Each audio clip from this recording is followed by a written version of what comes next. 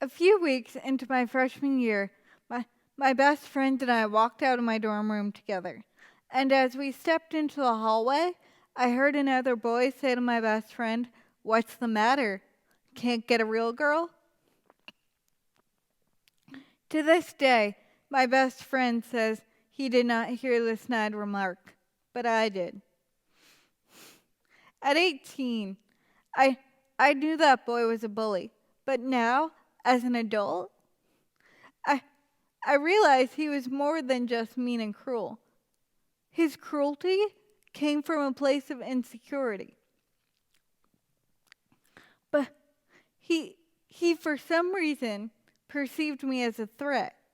But I can promise you, he will always be able to bench press more than me.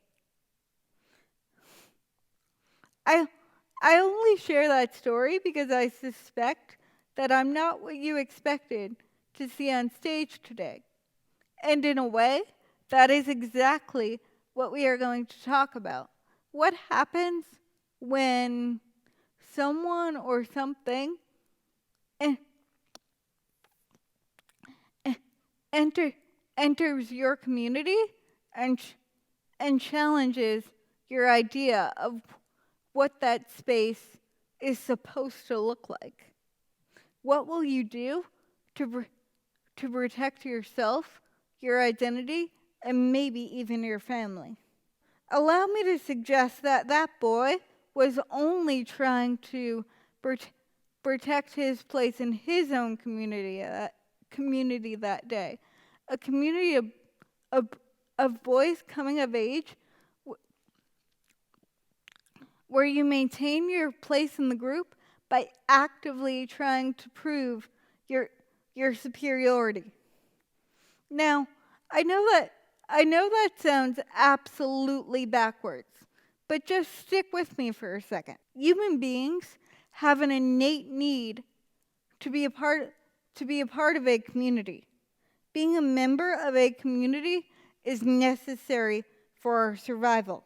Still, as as we move about the world, there are people and things that are going to make us question our our place and stability uh, of ourselves within the community and the community itself.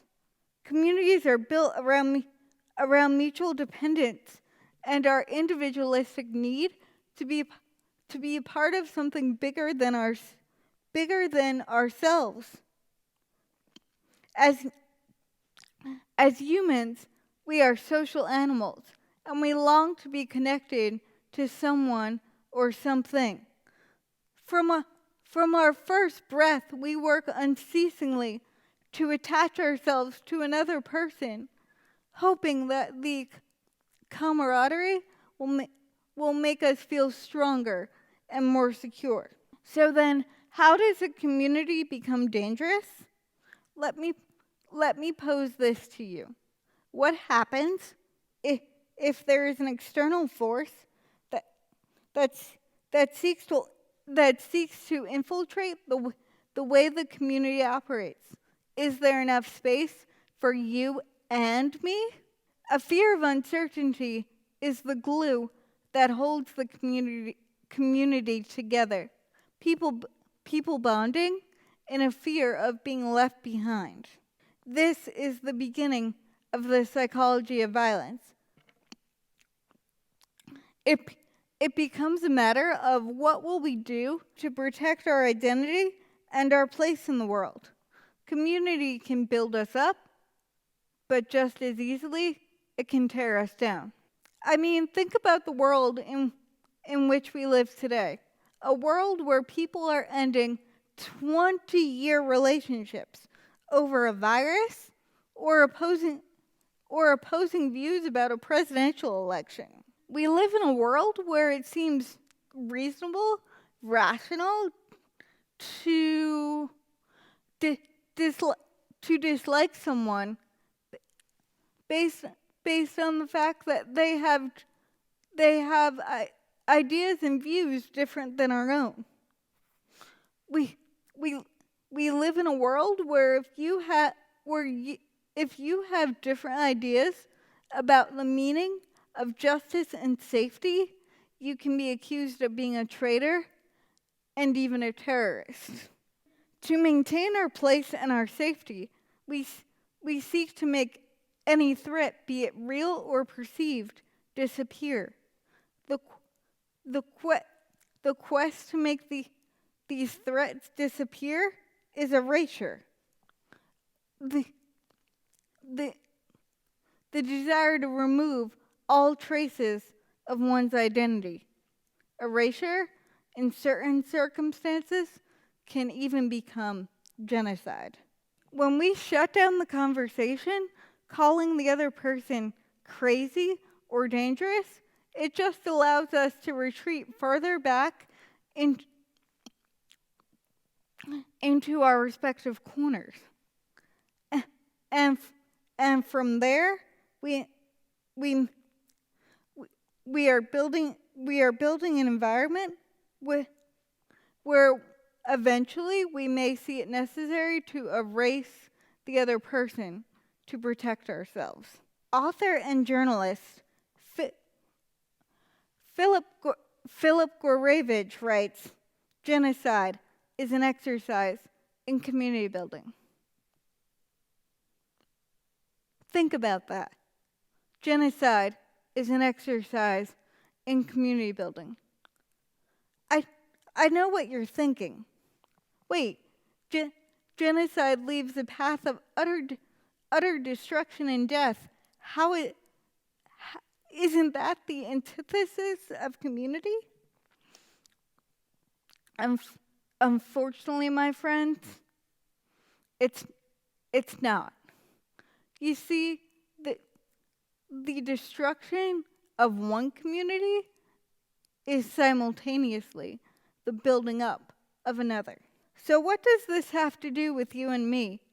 Sure, there are people in this world who actively seek to subjugate and even exterminate people in certain communities they fear. As humans, we hope that our moral compass will signal this kind of extermination as wrong. However, when we as humans are faced